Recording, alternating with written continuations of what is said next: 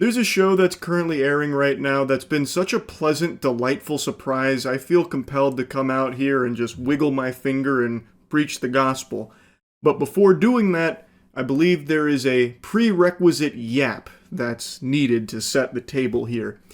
And it is a subject that has been milked more than the Fast and Furious franchise. This is a topic that it's been discussed a billion times. It's more worn out than your grandpappy's crusty socks.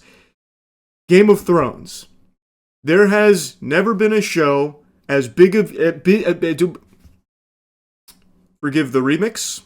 Had a little Porky Pig had a little Porky Pig episode right there, and now I can't stop scatmanning.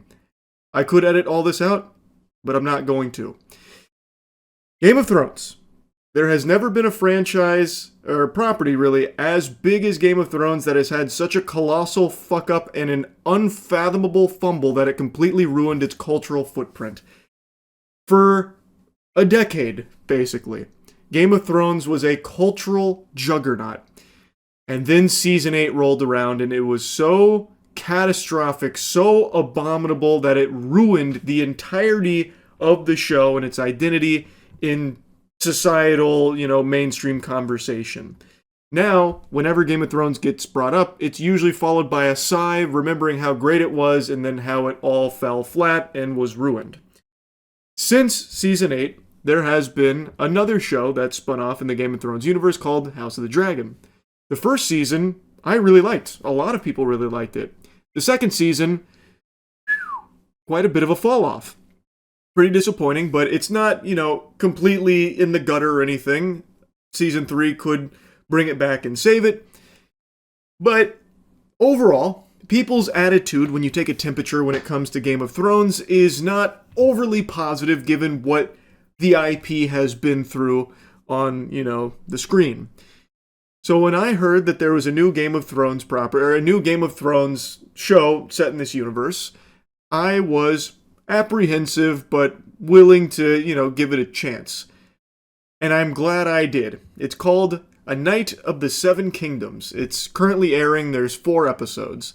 It is so good. It reminds me so strongly of the glory days of Game of Thrones, the early seasons. It follows the adventure of Sir Duncan the Tall and his squire Egg as he tries to make a name for himself. He wants to live up to the ideal of being a knight in a time where maybe knights aren't exactly all that chivalrous. So far, the show has just been a masterclass in getting you to care about its characters. It does such a good job at getting you invested. We are watching this guy who, by all accounts so far, has just been like a pretty stand-up guy. Sometimes he can be pretty strict because that's how he was raised, and he was raised to be a good man, and now he's on his journey to try and be the knight that he's always dreamt of. It is captivating. And the sets are beautiful. The sets, the costuming, all of it feels like early Game of Thrones. It feels so good. Obviously, since the show is still airing, I'm avoiding spoilers. And since the show is still airing, there is a chance that this just nosedives, just fucking spirals down the shitter here in quality. But I'm optimistic that it won't. This show has incredible momentum right now. The most recent episode was genuinely incredible. So I'm confident, cautiously optimistic, I guess is a better way of phrasing it, that this show will continue to stay this good. I think the next episode could be, one for the books. I'm very excited. Now, it's not just Sir Duncan the Tall that you'll care about, though I do think he is the big standout here, but everyone that surrounds him is also a very interesting character as well, most notably Baelor. Baelor just got introduced 2 episodes ago, and I think he's fucking awesome. I'm really excited to see more of Baelor Targaryen now. And of course his squire Egg is a very interesting character as well. Can't really talk too much about Egg because that would probably get into spoiler territory. But pretty much everyone Sir Duncan meets is someone that is not just like some like flat throwaway character that's used as a stepping stone to like, heighten your investment into Sir Duncan, which would be an extremely easy thing to do, where, these characters are just, one-dimensional and Sir Duncan's there to contrast the show, like, this is what a good man actually looks like. Those are just evil, boo, boo, boo. But they're actually complex characters that surround him that are very interesting in their own right. Like, I'm just very impressed with the character work they've done in only 4 episodes. And I'm so excited to see how it progresses. Like I said, I think the upcoming episode has a chance to be like some of the best in Game of Thrones. And I'm sure you've probably seen a lot of glaze for episode 4.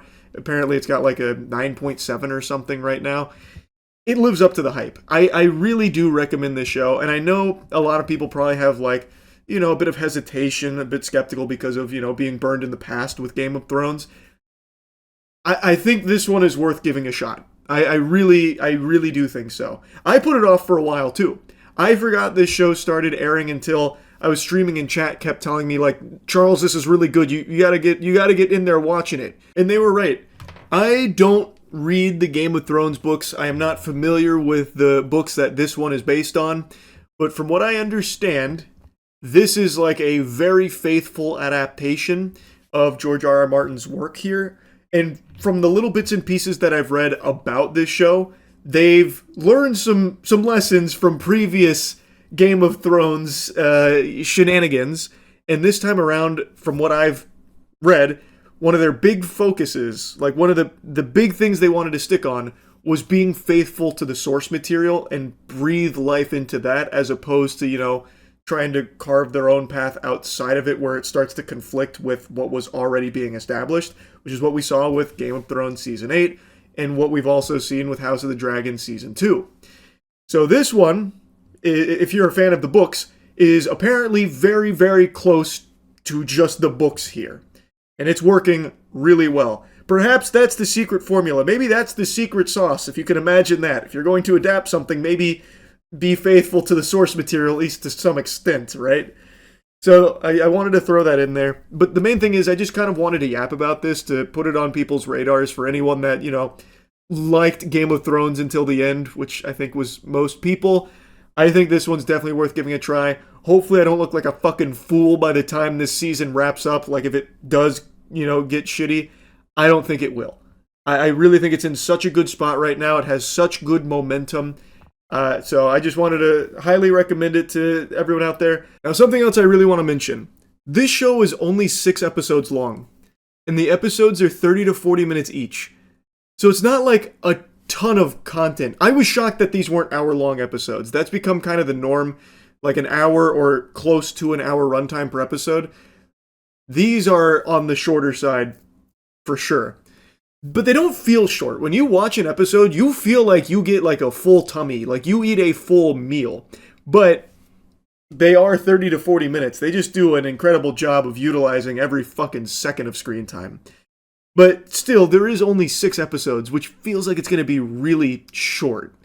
And it's just going to leave me and everyone else wanting more, and it's going to be a while for more to come out. So, gonna be a bit of waiting there. So I just kind of want to mention that it's not like a long show. It's only 6 episodes. So, anyway, so far it's been great. That's really about it. So, yeah.